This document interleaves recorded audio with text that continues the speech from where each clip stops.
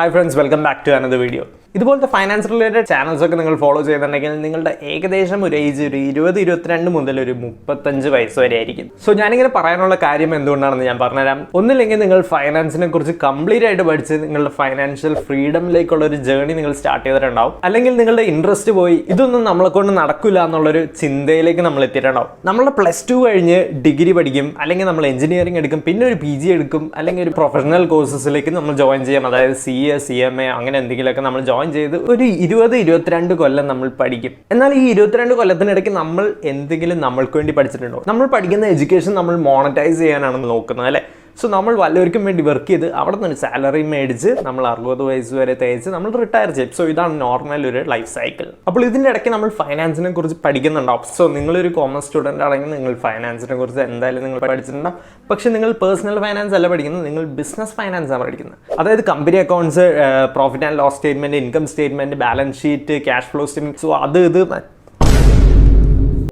So ഈ ഫൈനാൻസും accounts ഒക്കെ ഉണ്ടാവണമെങ്കിൽ ഒരു ബിസിനസ് വേണം ആദ്യം. എന്നിട്ട് ആ ബിസിനസ്സിൽ നിന്ന് നമുക്ക് എന്തെങ്കിലും ഒരു പ്രോബ്ലം സോൾവ് ചെയ്യുക അല്ലെങ്കിൽ ഒരു വാല്യൂ ജനറേറ്റ് ചെയ്യാൻ പറ്റിയാൽ മാത്രമേ നമുക്ക് റവന്യൂ ഉണ്ടാവുള്ളൂ, ആ ബിസിനസ്സിന് റവന്യൂ ഉണ്ടാവുള്ളൂ, അല്ലേ? അപ്പോൾ ഈ വീഡിയോയിൽ നമ്മൾ സീരിയസ്ലി ഡിസ്കസ് ചെയ്യേണ്ടത് കറണ്ട് എക്കണോമിക് സിറ്റുവേഷനെ കുറിച്ചും പിന്നെ അതുപോലെ തന്നെ ഐഡലായിട്ട് കിടക്കുന്ന ഒരു ഫണ്ട് നമ്മൾ എന്ത് ചെയ്യണമെന്നും ബാങ്കിൽ ക്യാഷ് ഇൻവെസ്റ്റ് ചെയ്യുന്നത് ഒരു മണ്ടത്തരമാണോ?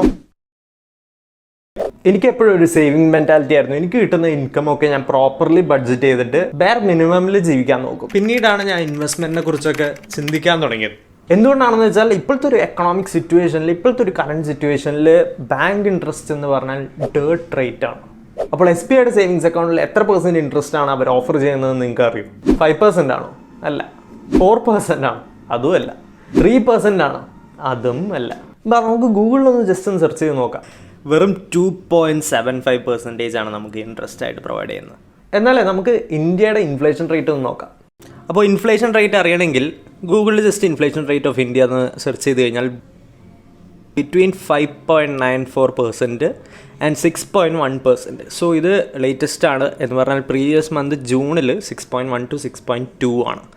അപ്പോൾ ഇന്ത്യയുടെ ഇൻഫ്ലേഷൻ റേറ്റ് നോക്കുകയാണെങ്കിൽ 6% ആണോ എന്ന് പറഞ്ഞാൽ എല്ലാ കൊല്ലം 6% വെച്ച് നമ്മളുടെ ബൈയിങ് പവർ അല്ലെങ്കിൽ നമ്മളുടെ കറൻസിയുടെ വാല്യൂ, അതായത് മൂല്യം 6% വെച്ച് കുറഞ്ഞുകൊണ്ടിരിക്കുക. അപ്പോൾ നിങ്ങൾ ഒരു 1 lakh rupees ഡെപ്പോസിറ്റ് ചെയ്ത് കഴിഞ്ഞാൽ എല്ലാ വർഷം 6000 രൂപ വെച്ച് പോകുന്നത് നിങ്ങൾ സമ്മതിക്കും? സമ്മതിച്ചില്ലെങ്കിലും 6000 രൂപ വെച്ച് പോയിക്കോളൂ. അപ്പോൾ ഇതൊക്കെ നിങ്ങൾ എഗ്രി ചെയ്യുന്നുണ്ടെങ്കിൽ നമ്മളെ തന്നെ ഒരു ബിസിനസ്സായിട്ട് നമ്മൾ കാണണം. നമ്മളുടെ ഇപ്പോൾ ഉള്ള അവസ്ഥ, നമ്മളുടെ ടൈം എന്ന് പറഞ്ഞ ഒരു വാല്യുബിൾ കമ്മോഡിറ്റി നമ്മൾ ട്രേഡ് ചെയ്തിട്ടാണ് നമ്മൾ പൈസ ഉണ്ടാക്കുന്നത്, അല്ലേ? ഇത് മാറ്റാൻ ഒരു വഴിയേ ഉള്ളൂ, അതായത് നമ്മൾ ഇൻവെസ്റ്റ്മെന്റ് സ്റ്റാർട്ട് ചെയ്യണം. അപ്പോൾ ഇൻവെസ്റ്റ്മെന്റ് എന്ന മെയിൻ സ്ട്രീമിൽ പ്രൊമോട്ട് ചെയ്യാത്ത ഒരു ക്വസ്റ്റ്യൻ നിങ്ങളുടെ മനസ്സിലുണ്ടെങ്കിൽ അതിന് ഒരു ഉത്തരമുള്ളൂ. അതായത് ബാങ്ക്സ് നിങ്ങൾ ഇൻവെസ്റ്റ് ചെയ്യുന്നത് ഇഷ്ടമല്ല. നിങ്ങൾ ഇൻവെസ്റ്റ് ചെയ്ത ബാങ്കിൽ ഇൻവെസ്റ്റ് ചെയ്യാൻ പൈസ ഉണ്ടാവില്ല. അപ്പം നമുക്കൊരു ബാലൻസ് ഷീറ്റ് ഉണ്ടെങ്കിൽ നമ്മളുടെ ബാലൻസ് ഷീറ്റ് നോക്കുകയാണെങ്കിൽ നമുക്കൊരു ലോൺ ഉണ്ടെങ്കിൽ നമ്മളുടെ ലോൺ എന്ന് പറഞ്ഞൊരു സംഭവം അത് ലയബിലിറ്റി സൈഡിൽ വരും. എന്നാൽ ബാങ്ക്സിന് ഇത് നേരെ തിരിച്ചാണ്. ബാങ്ക്സിന്റെ ബാലൻസ് ഷീറ്റ് നോക്കുകയാണെങ്കിൽ അവരുടെ അസറ്റ് സൈഡിലായിരിക്കും ലോൺ വരുന്നത്. കാരണം അവരുടെ ഇൻകം വരുന്നത് അവരുടെ ലോണിൽ നിന്നാണ്. അപ്പോൾ ഇവർക്ക് ലോൺ കൊടുക്കാനുള്ള ക്യാഷ് കിട്ടുന്നത് നമ്മളുടെ കയ്യിൽ നിന്നാണ്, അല്ലേ? അപ്പോൾ സപ്പോസ് നിങ്ങൾ ഒരു 1000 രൂപ ഡെപ്പോസിറ്റ് ചെയ്യുന്നു വിചാരിക്കട്ടെ. അപ്പോൾ നിങ്ങൾ വിചാരിക്കുന്നത് 1000 രൂപ ബാങ്ക് ലോൺ കൊടുക്കും എന്നാണ്. പക്ഷെ അങ്ങനെയല്ല. ബാങ്ക്സ് ലോൺ കൊടുക്കുന്നത് ഫ്രാക്ഷണൽ റിസർവ് സിസ്റ്റം എന്ന് പറഞ്ഞൊരു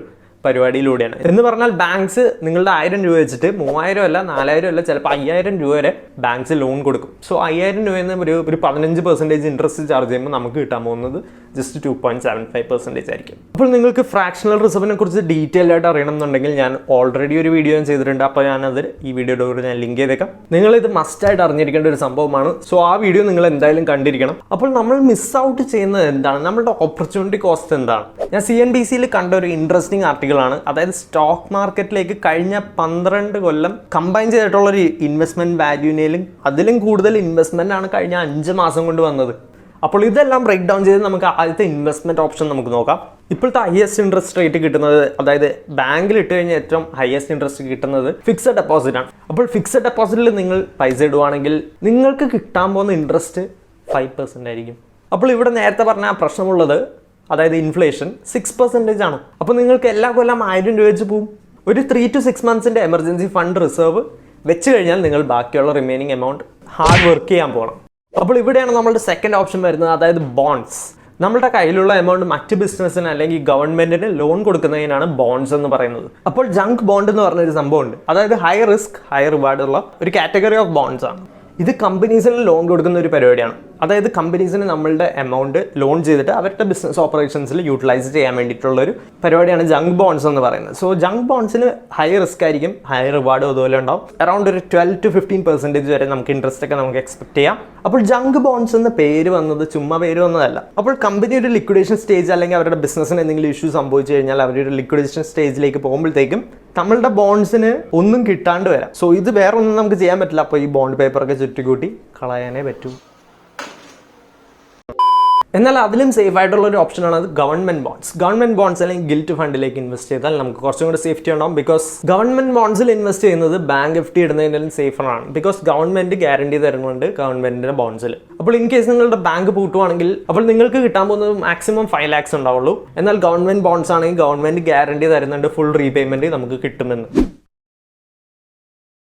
അപ്പോൾ ബോൺസ് മേടിക്കാനുള്ള എളുപ്പവഴി ഗിൽറ്റ് ഫണ്ട്സ് ആണ്. സോ ഗിൽറ്റ് ഫണ്ട്സ് എന്ന് ഗൂഗിളിൽ സെർച്ച് ചെയ്താൽ നമുക്ക് മണി കൺട്രോളിൻ്റെ ഒരു ലിങ്ക് നമുക്ക് കാണാം താഴെ. അപ്പോൾ അത് ക്ലിക്ക് ചെയ്ത് കഴിയുമ്പോൾ നമുക്ക് ഗിൽറ്റ് ഫണ്ട്സിൻ്റെ ഡീറ്റെയിൽസ് നമുക്ക് കാണാം. സോ ഇതിൽ ലാസ്റ്റ് 1 year നോക്കുകയാണെങ്കിൽ അറൗണ്ട് 5-7% വരെയൊക്കെ നമുക്ക് റിട്ടേൺസ് വന്നിട്ടുണ്ട്. ലാസ്റ്റ് 2 years എടുത്ത് നോക്കുകയാണെങ്കിൽ അറൗണ്ട് 7-8% ഒക്കെ നമുക്ക് റിട്ടേൺസ് ഉണ്ട്. സോ ഇത് ക്ലിയർലി FDയിലും നല്ലൊരു ഓപ്ഷനാണ്. അപ്പോൾ ബോൺസിൽ കിട്ടുന്ന ഇൻട്രസ്റ്റ് റേറ്റ് പോരെങ്കിൽ നമുക്ക് സ്റ്റോക്ക് മാർക്കറ്റിലെ ETFs ഉണ്ട്. സോ ETFs എന്ന് പറഞ്ഞാൽ എക്സ്ചേഞ്ച് ട്രേഡഡ് ഫണ്ടാണ്, നമ്മൾ സ്റ്റോക്ക് മാർക്കറ്റിൽ ട്രേഡ് ചെയ്യുന്ന സംഭവമാണ്. അപ്പോൾ ETFസിൽ ഇൻഡെക്സ് ഫണ്ട് എന്ന് പറഞ്ഞൊരു സംഭവമുണ്ട്. കുറച്ചും കൂടെ സ്പെസിഫിക് ആയിട്ട് പറയുകയാണെങ്കിൽ ഇൻഡെക്സ് ഫണ്ടിൽ നിഫ്റ്റി എന്ന് പറഞ്ഞൊരു ഇൻഡെക്സ് ഉണ്ട്. സോ നിഫ്റ്റിയുടെ വാല്യൂ ട്രാക്ക് ചെയ്യുന്നതിനാണ് നിഫ്റ്റി ഇൻഡെക്സ് ഫണ്ട് എന്ന് പറയുന്നത്. അപ്പോൾ നിഫ്റ്റി എന്ന് പറഞ്ഞാൽ ഓവറോൾ സ്റ്റോക്ക് മാർക്കറ്റിൻ്റെ ഒരു ആവറേജ് വാല്യൂ ആണ് നിഫ്റ്റി എന്ന് പറയുന്നത്. നിഫ്റ്റിയുടെ വാല്യൂ സ്പെസിഫിക് ആയിട്ട് പറയുകയാണെങ്കിൽ 50 സ്റ്റോക്ക് ഉണ്ട്. സോ 50 സ്റ്റോക്കിൻ്റെ വാല്യൂ ആയിരിക്കും നിഫ്റ്റിയുടെ വാല്യൂ വരുന്നത്. സോ ഇതാണ് നമ്മൾ ജനറൽ ആയിട്ട് ഒരു സ്റ്റോക്ക് മാർക്കറ്റിൻ്റെ പെർഫോമൻസ് മോണിറ്റർ ചെയ്യാനായിട്ട് ഉപയോഗിക്കുന്ന ഒരു സംഭവം. സോ ഇൻഡെക്സ് ഫണ്ടിൽ ഇൻവെസ്റ്റ് ചെയ്ത് കഴിഞ്ഞാൽ ശരിയാണ് കുറച്ചും കൂടെ റിസ്ക് കൂടുതലായിരിക്കും, പക്ഷെ അതുപോലെ തന്നെ നമുക്ക് റിവാർഡ് കൂടുതലുണ്ട്. അതുകൊണ്ടാണ് ഞാൻ ഈ വീഡിയോയിൽ ഇൻക്ലൂഡ് ചെയ്യുന്നത്. അപ്പോൾ കഴിഞ്ഞൊരു 1 year റിട്ടേൺ നോക്കുകയാണെങ്കിൽ അറൗണ്ട് 54% ആണ് സ്റ്റോക്ക് മാർക്കറ്റ് ഇൻഡെക്സ് നമുക്ക് തന്നിട്ടുള്ളത്. അപ്പോൾ ഇത്രയൊന്നും പോരെങ്കിൽ നമുക്ക് വേറൊരു ഓപ്ഷനും കൂടെ ഉണ്ട്, അതായത് ഇൻഡിവിജ്വൽ സ്റ്റോക്സിൽ ഇൻവെസ്റ്റ് ചെയ്യാൻ. അപ്പോൾ ഇൻഡിവിജ്വൽ സ്റ്റോക്സിൽ ഇൻവെസ്റ്റ് ചെയ്യാൻ വളരെ റിസ്കി ആയിട്ടുള്ള ഒരു കാര്യമാണ്. അപ്പോൾ നമ്മൾ നല്ലപോലെ മാർക്കറ്റ് സ്റ്റഡി ചെയ്ത് നല്ലപോലെ കമ്പനീസിനെ പറ്റി സ്റ്റഡി ചെയ്തിട്ട് മാത്രമേ നമ്മൾ സ്റ്റോക്ക് മാർക്കറ്റിലേക്ക് ഓരോ സ്റ്റോക്സ് നമ്മൾ പർച്ചേസ് ചെയ്യാൻ പാടുള്ളൂ. നമ്മളൊരു റൈറ്റ് ഡിസിഷൻ എടുക്കണമെങ്കിൽ നമുക്ക് അതുപോലെ നല്ല റിവാർഡ് നമുക്ക് കിട്ടും. എന്നാൽ ഒരു റോങ് ഡിസിഷൻ എടുത്തെങ്കിൽ നമ്മളുടെ കയ്യിൽ നിന്ന് നല്ലപോലെ ക്യാഷും പോകാനായിട്ട് ചാൻസസ് കൂടുതലാണ്. ഇനി ലാസ്റ്റ് ആൻഡ് ഫൈനൽ സംഭവം, എൻ്റെ top advice, subscribe to this channel. നിങ്ങളുടെ ഇൻവെസ്റ്റ്മെന്റ് ജേർണി ഇന്ന് തുടങ്ങട്ടെ. അപ്പോൾ ഞാൻ നേരത്തെ പറഞ്ഞ ഫ്രാക്ഷണൽ റിസർവിനെ കുറിച്ച് നിങ്ങൾക്ക് പഠിക്കണം എന്നുണ്ടെങ്കിൽ നിങ്ങൾ ഈ വീഡിയോ ക്ലിക്ക് ചെയ്യുക. അല്ലെങ്കിൽ നിങ്ങൾക്ക് ഏതൊക്കെ സ്റ്റോക്സ് മേടിക്കണം എന്നറിയണമെങ്കിൽ നിങ്ങൾ ഈ വീഡിയോ ക്ലിക്ക് ചെയ്യുക. അപ്പോൾ എപ്പോഴും പറയുന്ന പോലെ keep watching our videos. See you next time. Good bye.